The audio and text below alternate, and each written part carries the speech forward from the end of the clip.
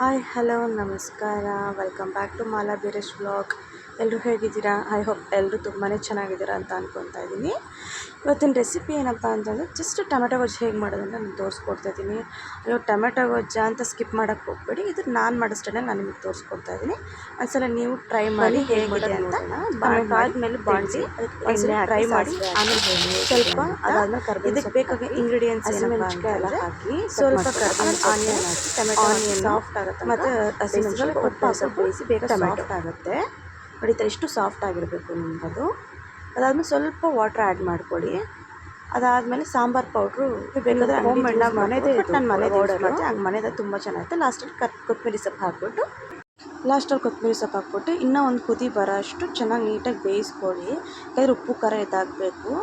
Finally ಈ ಥರ ಬರುತ್ತೆ. ಟೇಸ್ಟ್ ಮಾಡಿ ಒಂದು ಕುದಿ ಹತ್ತಿದ ಮೇಲೆ ಸರ್ವ್ ಮಾಡ್ಕೊಂಡು ಟೇಸ್ಟ್ ಮಾಡಿ ತಿಂದ್ಬಿಟ್ಟು ಹೇಗಿತ್ತು ಅಂತ ಕಮೆಂಟ್ ಮಾಡಿ ತಿಳಿಸಿ.